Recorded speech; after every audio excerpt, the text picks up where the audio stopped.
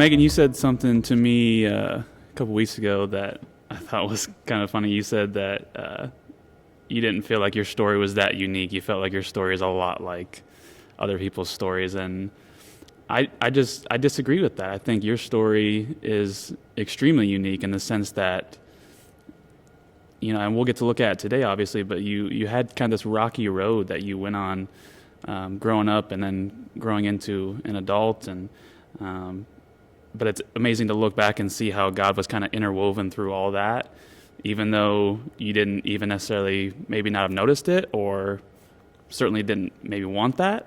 But because of that journey that you went through, now I consider you one of the most authentic people that I've ever met in my life. And I think that's attributed to the journey that you had and what God has done through your life. So to start out, I want to just have you take me back to what it was like for you, because you grew up in kind of a broken home. And so it may be kind of a silly question, but what was it like for you growing up in that kind of environment? How did that kind of shape you growing up?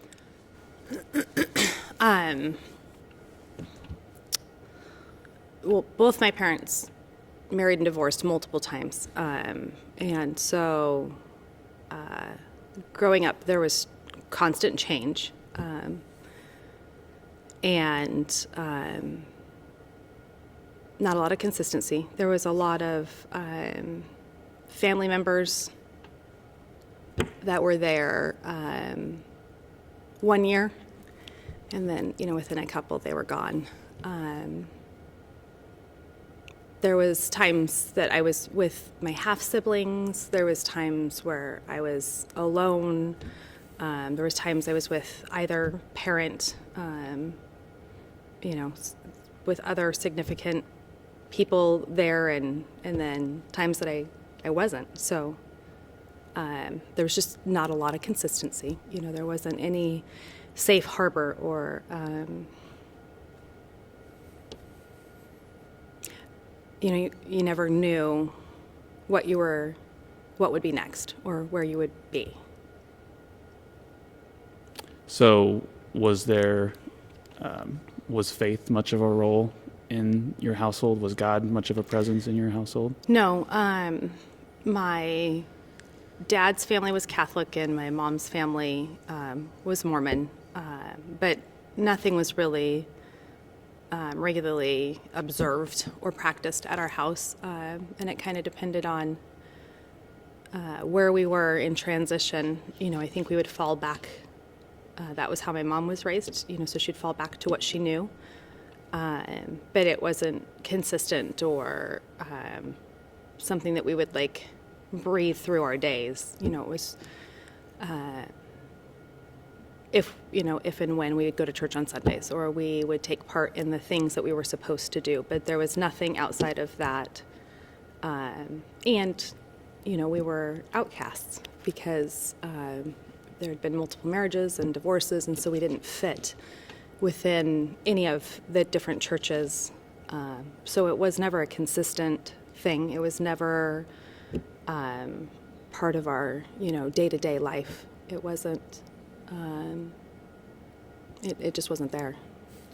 So when you were going to school, I know you'd mentioned in the past that when you were going through school, it was hard for you because you saw a lot of just vitriol and hatred in terms of, the Catholic side would say a lot of bad things about other people, and the Mormons the same, and the so-called Christians would say bad things about people who weren't, or whatever.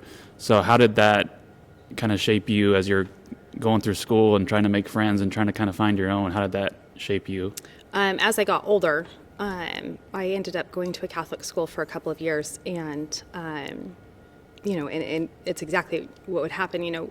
Being in a Catholic school in Utah, the Catholics had, people would say things that were just hateful, and they would, and I think it's true with a lot of churches, which is sad, but, anything that isn't that one is wrong, and there's all these things that's wrong, and these are all the reasons why they're not right, and And they would constantly pick and accuse and make accusations and hateful statements towards, other churches. And so my life, as uninvolved as church as it was spread between multiple churches. And so people were constantly just attacking the other side and would lay out all of the reasons why that one was bad or all of the reasons why this church was wrong. And so there was a lot of doubt initially because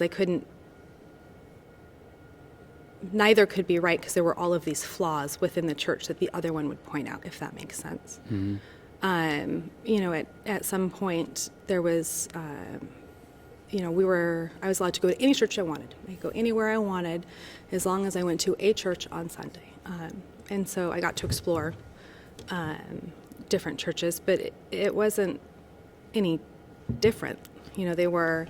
I could find similarities between all of the different denominations, but they just would attack each other or would say hateful things about another church, which I didn't really understand because, with what I knew about the Bible, we were called to come together and be one, and not be divided amongst ourselves. And so it didn't make a lot of sense. And as things changed and the instability continued, we were put in situations, by we, mostly the kids, but me, and some of the most traumatizing parts of my history, some of the hardest things to work through were the parts that good Christians contributed. People who were on the surface, shiny, and they did all of the things and they said all of the right things. Those were some of the most hurtful and traumatic experiences from my past. And so then I just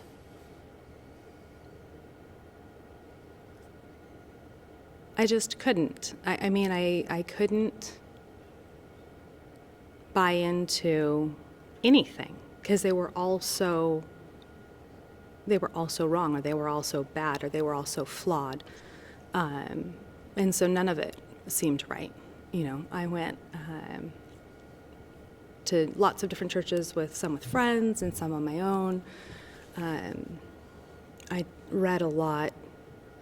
I read the Bible a lot because I figured that I was really, really smart. I was going to find whatever it was that everyone else missed. Mm-hmm.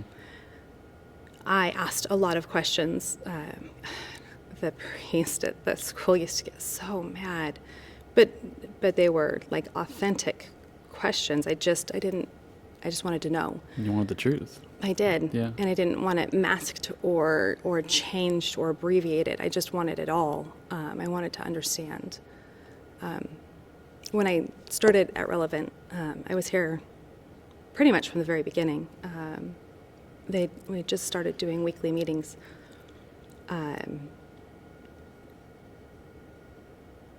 There was lots of conversations about where I stood and whether or not I believed. And in one of them, I'd made the statement. And it's funny because sometimes I don't think I think about it very much until somebody asks me a question. I have to actually respond. And they said, they just asked me about, my relationship with God and whatever. And I said, I prayed once. And I said, well, that's not even true. I prayed continually for the same thing over and over again. But one thing only. And I was a little girl. And I can remember it clear as day. I was a little girl, and I was hiding in my closet. And I would pray over and over and over again that it would just end for maybe a year. And then I stopped because it didn't matter. So I think that was the first, it was my only reach. And looking back, I'd say I didn't grow up with faith, and I guess I did for a minute, or at least I tried to. But at that point I realized, if I was going to survive and make it through and get out of all of the things, that I was going to have to do that.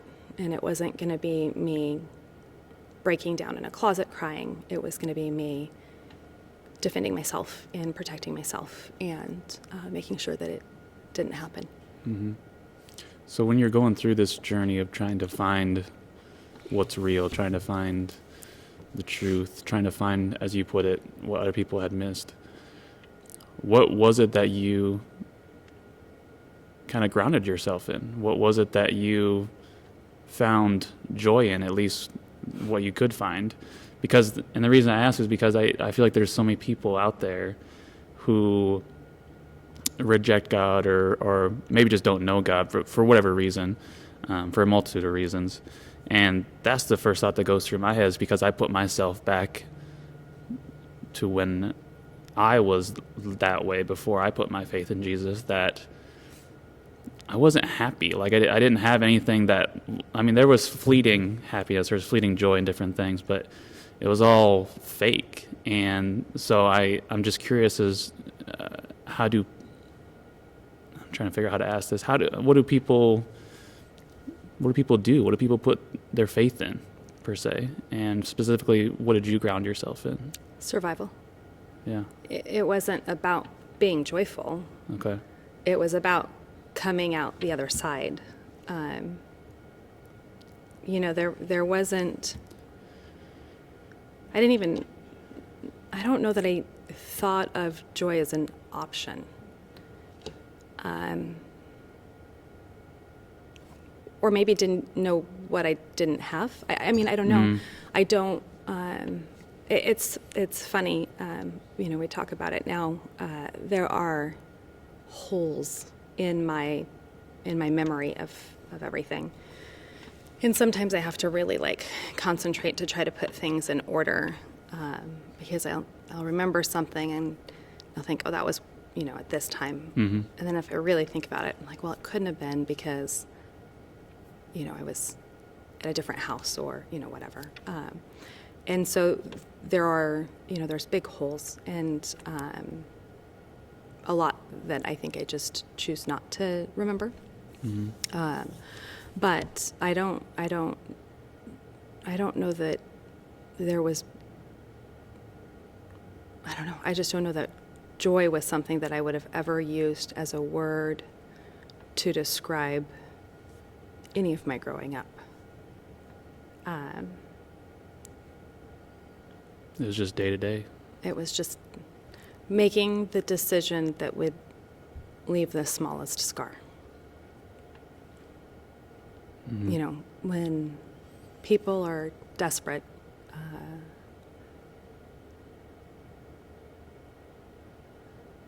the things, the choices that you're faced between, it's just making decisions that I could face myself and look in the mirror the next day. My goal was to not hate what I saw. Mm-hmm. Yeah, I know in the past when you talked about your story, you used this phrase that I've always thought was really great, where you said, I don't want to be a Christian, I want to be Christ-like. And I thought that's so impactful, because I understand what you're talking about, but what did you mean by that when you're going through that journey to find the truth, and you said things like that? When I started reading, I was bound and determined to find something that somebody missed. But I read a lot.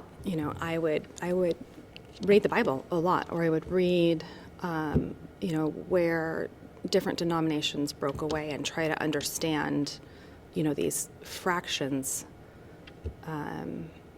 And as I read it, I wanted proof, and so I spent a lot of time, and I would talk with the priests, and I would talk with people, and as I read the different books, I realized that, there was never a doubt that there was a man that walked on earth named Jesus.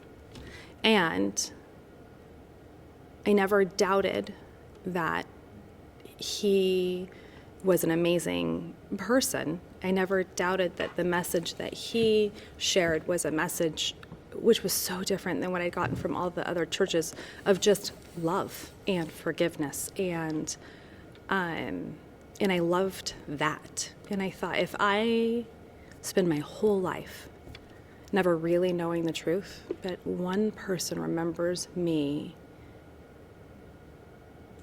in a moment of service, being like Christ, I'm okay. Mm-hmm. I'm okay with that. And that was really, kind of where I was when I got married. I didn't believe in a lot of things. I had no doubt that there was a God. I had no doubt that something was bigger than me in all of it. I doubted my ability to have a relationship with, or that, taking minutes or time to sit and to pray would get me anywhere. But I never doubted that there was something bigger than me. And I didn't have doubts about the existence of Jesus. It's just all the other stuff, And my scars, some of my deepest wounds had come from Christians, and I never, no matter where I went with my faith, I never wanted to be grouped with them. So when you talked about when you started being a part of Relevant Community Church here with your husband Jason, that you still had a lot of questions and still were searching. Yeah. So what was that process like, as you are now surrounded by this group of people who seem to be followers of Jesus, or maybe are also on the same journey as you as following Jesus, and they're asking you questions and you're asking them questions, while at the same time you're trying to kind of navigate through your marriage and through your family.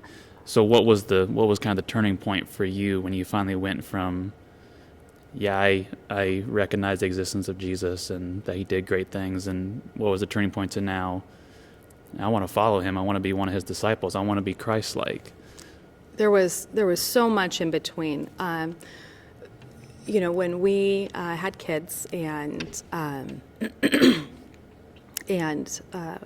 we were talking about, how we were going to raise them, if there was a denomination or whatever. And I said, we kind of sat down and made a list of the things that were important to me for a church. And then Jason had his things that were important to him for a church. And I said, I remember we used to have to go to Mass at school. And I said, I remember the priest would sit there and make you feel terrible about yourself, until you were a terrible human and you were a terrible sinner. And I thought, I don't want that to be their exposure, because, well, really, I think we're capable of making ourselves feel really small. I don't need someone else standing above me and telling me what a terrible human I am. I can pretty much alphabetize my issues. So, that's not helpful. And so for me, it was important that there be truth and that there be love. But really, that's why we were here. We came to Relevant because I remembered as a child seeing people who had faith, like steadfast faith. And I felt like that was such a gift, that they had that to rely on. And I wanted my kids to have that. I wanted them to have the opportunity to build a relationship that allowed them that faith, regardless if it was true. I didn't care. If I could give them that gift, then that was what I was going to do. Mm-hmm. I think God has used my family. I am fiercely protective of my family. And I think he's used that every step of my transformation through every step of making growth and having to really stop and look back and then really make a decision and then to really just step out in faith. Every step of that has been based around my family. So when we started here, it was never about me or my journey. It was not ever what it was supposed to be. I never had issues sacrificing my time or, volunteering or being part of or even giving. None of that had ever been hard for me or a conflict. And so all of those were just easy steps. My transformation came when I was really forced. I fought to make sure that my kids had a normal upbringing. They had a hot breakfast every day before school. We had family dinner every night. We played games and had game nights, and I was fierce about making sure that was a thing. And then there came a moment where I had to let go. And that was my biggest step in faith, was stepping back and just saying, God, I'm going to put the girls in your hands because I can't guarantee they'll be safe. I can't protect them from everything. I can't prevent all of the things from my history ever repeating, no matter how hard I try. So I will trust. And that was probably my turning point. Was I bullheadedly made my way through life, sometimes out of just sheer force of will. I pushed forward. But when it came to them, I couldn't do that. And I think that was my first, that was probably my first big step. And then Jason had spent 20 years working for a company that had started to come down and was asking him to make choices that he maybe would feel that he felt were unethical. And he said, I've spent 20 years never once having to look over my shoulder and wonder if the choice I'm making is ethical in a business manner or in a personal manner. And he said, I refuse to change that now. Mm-hmm. So we had talked and we knew it was coming. And I said, quit. And I'd been at home with the girls for, 10, 12 years by then. And there was there's no severance. There's no backup plan. We were a single income home. And I just said, just walk away, we'll figure it out. And we did.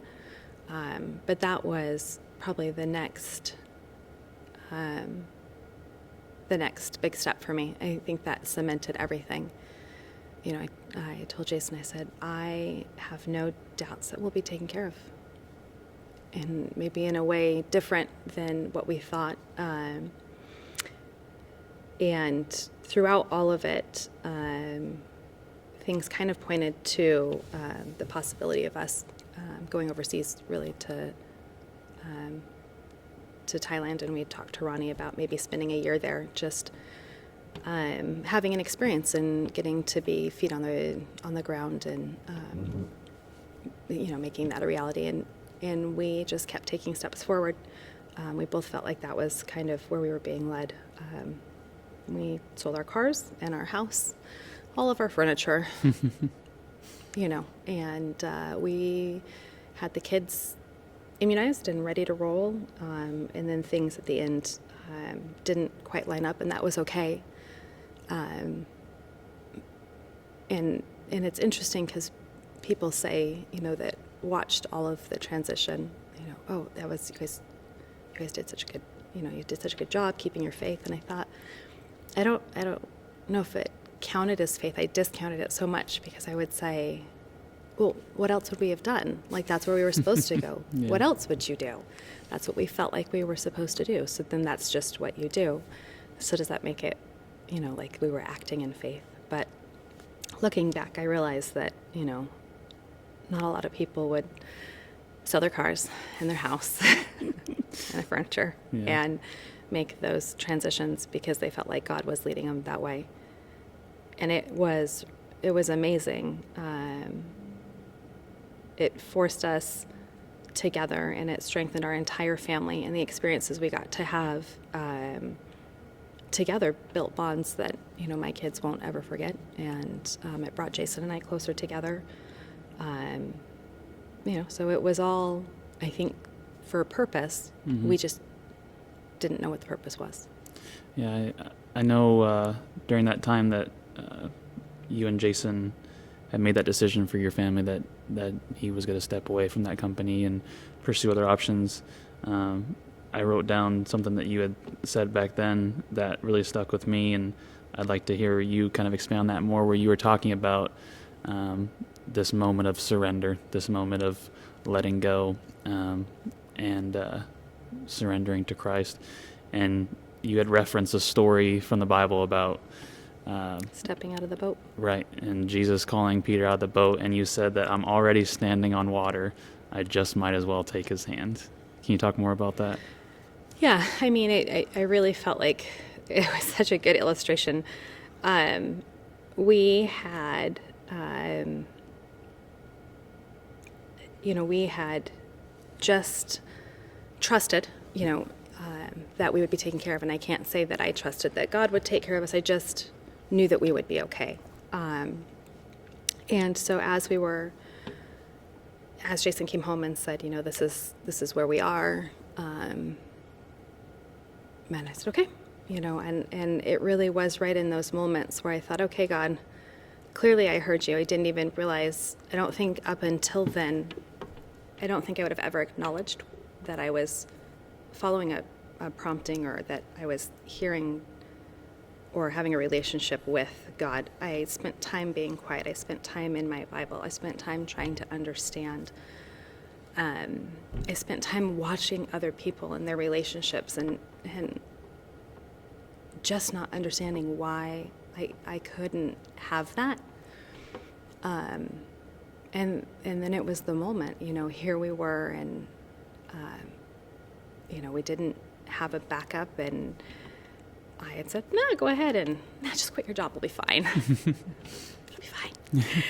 And then I realized that, all of those things came true, so here we are.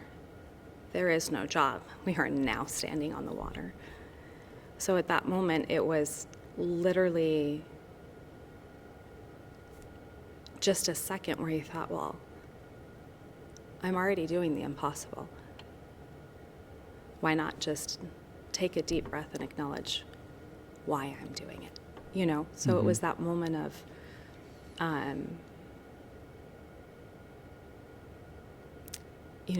we'd followed through with the things that we felt like we were being led to do. And I just had to finally acknowledge where that was coming from. And I think I'd been so bullheaded and stubborn at staying like, I'm not a Christian. I am not a Christian. You cannot put me in that group. That as I made all of my steps and I was walking my path, that I didn't even realize the relationship that I was developing with God. I couldn't see it, even though it was there. And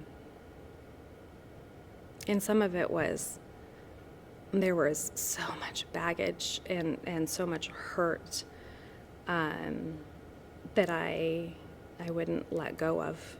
And there was a lot of guilt. When you are against a wall, you make choices that you wouldn't make in a perfect world. And I had guilt for that. I am sure that along the way, My words were sharp, and so I knew that I had hurt people. I knew I made choices that I wasn't proud of. And in taking my final step was really about a moment of bearing all and accepting grace. It was so easy to carry the guilt so that I could point my finger at and blame. Mm-hmm. I don't know if that makes sense. Absolutely. So then I didn't have to forgive you because you were a terrible human and you did terrible things to me, and I was a little girl, Mm-hmm. And so as long as I held on to my guilt, I could point that finger. And so there was a lot of things that just kind of happened, and I had to finally let it all go. And in letting go of my guilt and my shame and my baggage, I didn't care if that person found grace. I was so adamant that there be some righteous justice that I got to see that I carried all of that for years. And then, just that moment where either I let go because I am standing on water, or I'm going to go down with all of it, all of the guilt, all of the shame, all of the anger. And that was the moment where I thought, if he fell on his knees and begged God for forgiveness, I'm okay with that. Mm-hmm. I don't need some righteous justice. Mm-hmm. I don't need those people who did those terrible things to come back and to apologize or to rot in a fiery death. I don't need any of that. I'm okay that if they really get down and they really, really mean it, then they get that same grace. But I had to be willing to let go of my anger and my shame and my guilt before I could even process that being okay for them. And that was the moment where I thought, okay, God, I will take your hand. I will bear it all. I will stand in front of you and let you judge me for what you're going to judge me and forgive me for what you're going to forgive me for. And I can't change any of it. It's all there and it's done and it's gone. Mm-hmm. So whatever it is, that really was the final step for me in all of my walking, I guess. Yeah. Well, thank you for being here today, Megan. Mm-hmm. Thank you for being vulnerable and sharing your story. I know for me, I really appreciate you and Jason because you guys were some of the first people that I met here at Relevant when I became part of this community, and you just made me feel so welcomed and almost immediately invited me over to your house. And so I really appreciate you guys, and I consider you some great friends. And so I thank you for that personally on a personal level. And then also just thank you for sharing your story because I think a lot of people, maybe that's kind of what you were alluding to, a lot of people will see themselves in your story and be able to relate on some level to your story. And I think that can be super powerful. So thank you for being here.